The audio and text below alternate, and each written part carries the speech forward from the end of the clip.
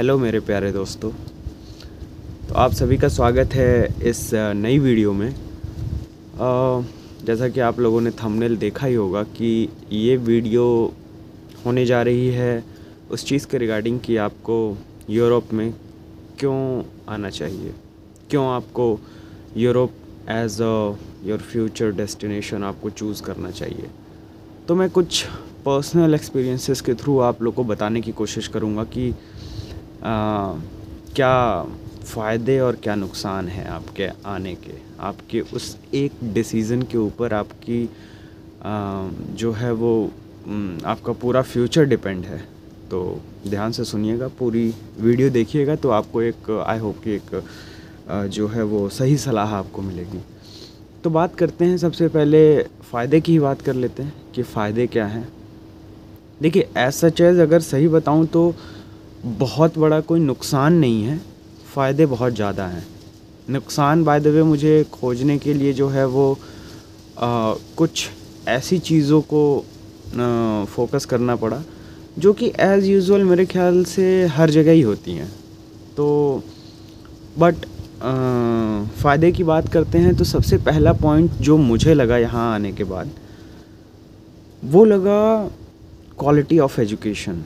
मैं ये नहीं कह रहा हूँ कि मेरे देश में इंडिया में जो है वो क्वालिटी ऑफ एजुकेशन बहुत बेकार है, वहाँ पे जो है वो पढ़ाई का स्तर बहुत नीचे है, बट मैं ये कह रहा हूँ कि डिफरेंट है।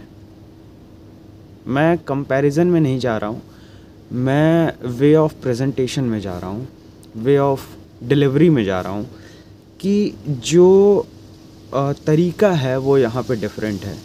जैसे मैं पीएचडी स्टूडेंट हूँ, तो मेरे और भी बहुत सारे दोस्त हैं जो कि इंडिया में पीएचडी कर रहे हैं, उनसे बातचीत होती है तो मैं ये पाता हूँ कि कहीं ना कहीं उनका जो शेड्यूल है, उनका जो कल्चर है काम करने का, जो तरीका है और जो सुपरवाइज़र के साथ मतलब एक तरीके से एडमिनिस्ट्रेशन से लेकर के प्रैक्टिकल जो मतलब एक्सपोज़र से लेकर, प्रैक्टिकल एक्सपोज़र तो नहीं कहूँगा, एक्सपोज़र एक डिफरेंट थिंग हो गई, प्रैक्टिकल इम्प्लीमेंटेशन से लेकर के हर चीज़ें आपको यहाँ पे डिफरेंट लगेंगी। और किस लिए डिफरेंट है वो है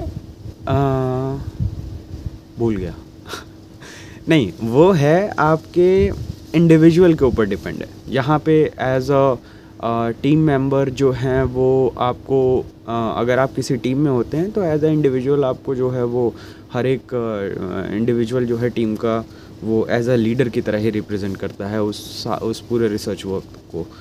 तो मेरे कहने का मतलब यही है कि प्रैक्टिकल एक्सपीरियंस जो है वो डिफरेंट है। इसके अलावा जो लैब्स हैं वो काफ़ी वेल इक्विप्ड हैं और आपको मालिकाना हक बहुत ज़्यादा यहाँ मिलता है। पढ़ाई से लेकर के रिसर्च से लेकर के फंडिंग में भी जो है वो बहुत सहूलियत मिलती है और एक तरीके से आप एक फैकल्टी मेंबर की तरह ट्रीट किए जाते हो। तो ऑल ओवर जो है वो डिसीज़न मेकिंग जो पावर है ना वो आपके पास रहती है। तो फर्स्ट जो पॉइंट था वो मेरा क्वालिटी ऑफ एजुकेशन को था। क्वालिटी ऑफ एजुकेशन बहुत अच्छी है। वैसे मेरा पर्सनल एक्सपीरियंस पीएचडी का है तो मैं पीएचडी की ही बात करूँगा। इसके अलावा हम आते हैं कल्चर के ऊपर, कल्चर और आर्किटेक्चर के ऊपर स्पेशली। जैसा कि आपको पता है कि यूरोप जो है वो वर्ल्ड फेमस ही है अपने आर्किटेक्चर के लिए, अपने जो है वो कल्चर के लिए बहुत ही रिच। यहाँ पे हर एक कंट्री बहुत ही कल्चरली रिच है। जैसे मैं सेंट्रल यूरोप में हूँ, चेक रिपब्लिक में, प्राग शहर में हूँ मैं। तो चाहे चेक रिपब्लिक की आप बात कर लो, जर्मनी, फ्रांस, नेदरलैंड, स्पेन, आप कहीं भी चले जाओ, डेनमार्क, ऊपर स्कैंडिनेविया चले, तो हर एक कंट्री की एक अपनी पहचान है, अपना उसका जो है वो अपने आर्किटेक्चर हैं। आप अगर पेरिस में चले जाएंगे तो आपको एक डिफरेंट वो सिटी ऑफ लाइट्स उसको कहते हैं, वो आपको दिखेगा वहाँ जाओगे तो।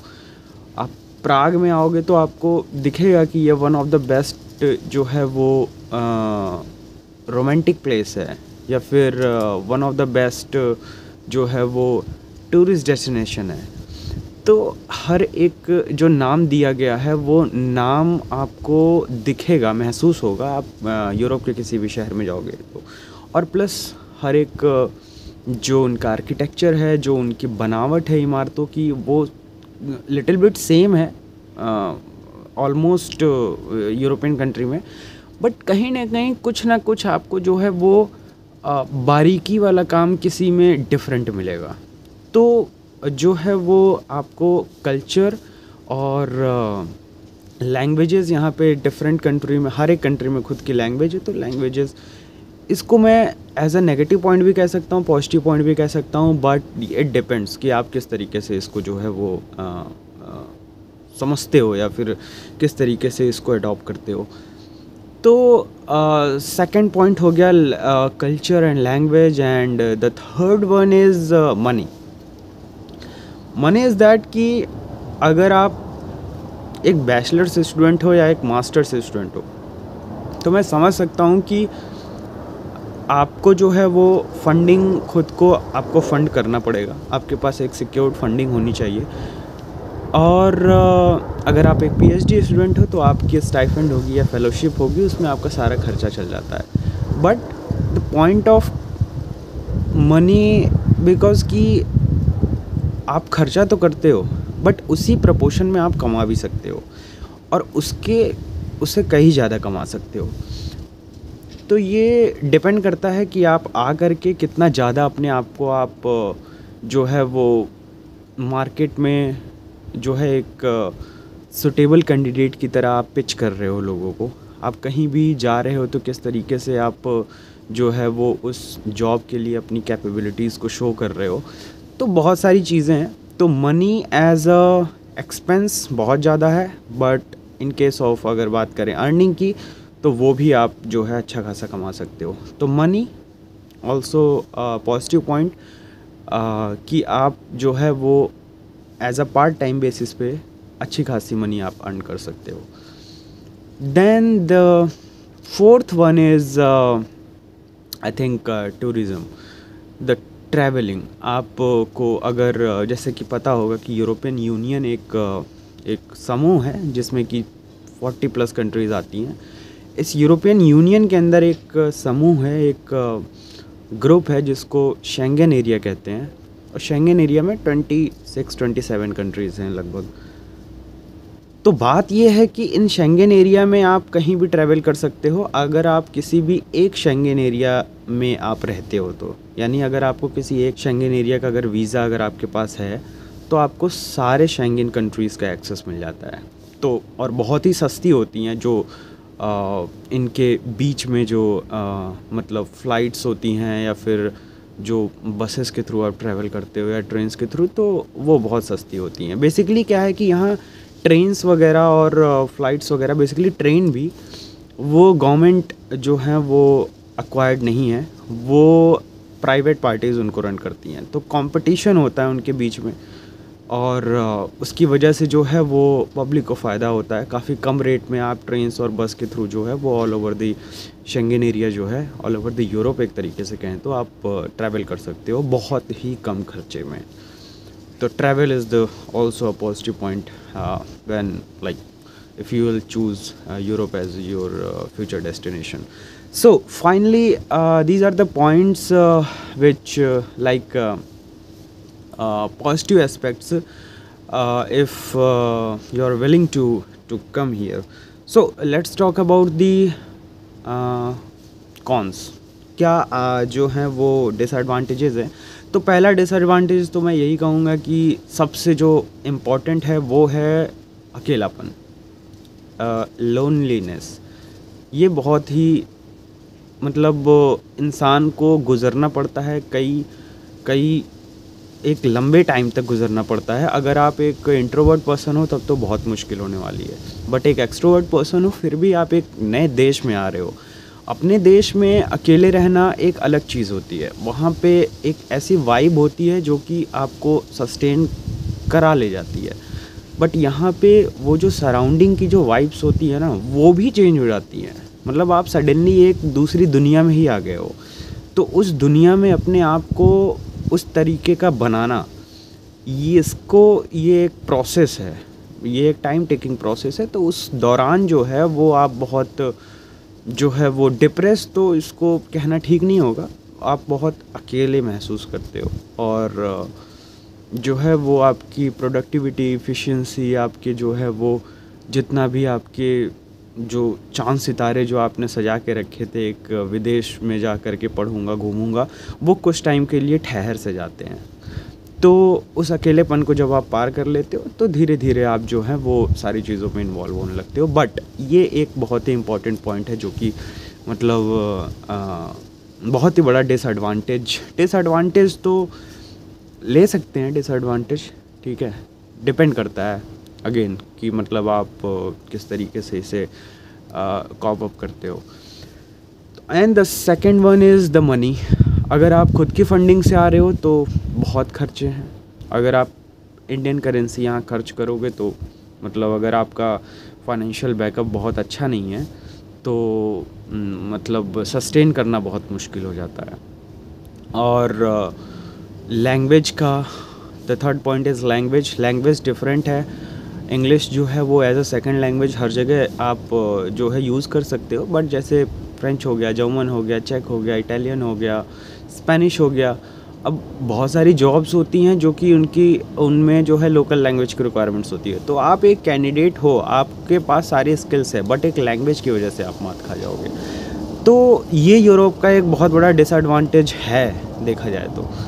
बट अगेन ये एक चैलेंज की तरह भी आप इसको ले सकते हो। और इसके अलावा बहुत सारी इंग्लिश जो है स्पीकिंग जॉब्स भी होती हैं, बट वो कम है।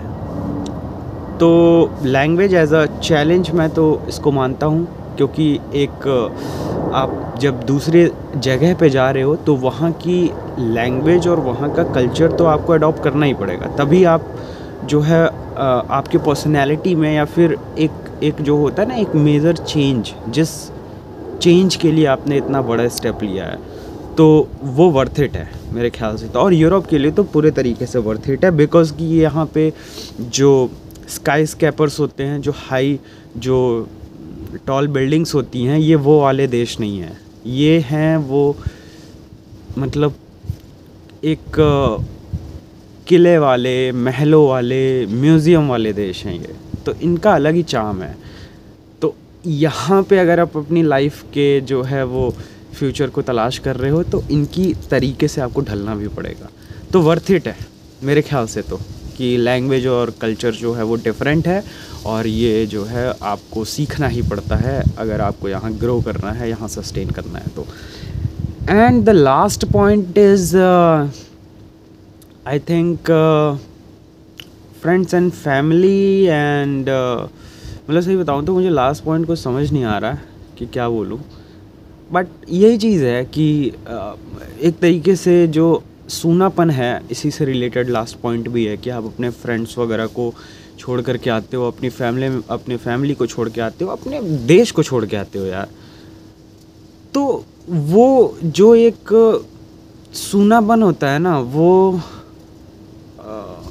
मतलब बीप की तरह, जैसे बहुत ज़ोर का थप्पड़ नहीं पड़ता है कान पे तो एकदम कान सुन्न हो जाता है, वैसे ही आपके सारे सेंसेस यहाँ पे सुन्न हो जाएंगे शुरुआत में, बिकॉज अचानक से ऐसी जगह पे आ गए जहाँ पे एब्सोल्यूट साइलेंस।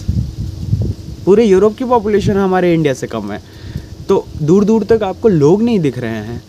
आपको बात करने वाला अगर कोई है भी तो उससे जो है वो जो लोग हैं यहाँ के वो ज़्यादातर खुद में रहना पसंद करते हैं, खुद के साथ टाइम स्पेंड करना, एक सोलो टाइप के इनके नेचर होता है। प्लस जो है वो अपने कम्युनिटी में ज़्यादा जो है घुल मिल करके रहना पसंद करते हैं यूरोपियंस। तो मतलब ये सारी चीज़ें आप ऑब्ज़र्व करोगे तो वो जो एक सूनापन है, वो जो एम्प्टीनेस है, ये थोड़ी सी लॉन्ग लास्टिंग होती है। और जो मतलब वही ये लॉन्ग लास्टिंग होती है और ज़रूरी होता है कि इस चीज़ से आप जो है वो आगे बढ़ो और यहाँ पे जो चीज़ करने आए हो उस चीज़ को अच्छे से करो। तो ठीक है, ये सारी चीज़ें थीं जो कि पॉजिटिव और नेगेटिव एस्पेक्ट्स थे यूरोप के। बेसिकली ये जितने भी पॉइंट्स मैंने बताए वो स्पेशली चेक रिपब्लिक में या फिर किसी दूसरी कंट्री में फॉलो, मतलब सिर्फ जो जहाँ मैं रहता हूँ वहाँ के लिए सिर्फ एप्लीकेबल नहीं है। ये आप ऑल ओवर द यूरोप कहीं भी आप चले जाओ, क्योंकि फ्रेंड्स जो हैं वो मेरे और भी अलग अलग देशों में हैं, स्वीडन में हैं, फिनलैंड में हैं, स्पेन में भी हैं, तो सबकी ये प्रॉब्लम है। तो ये एक कॉमन चीज़ है जो कि आपको हर जगह देखने को मिलेगी। तो ठीक है, फिर अगली वीडियो में जो है वो हम बात करेंगे कुछ मनी के रिगार्डिंग, कुछ बात करेंगे कि पैसे का जो है वो क्या खेल है, क्या चक्कर है पैसे का।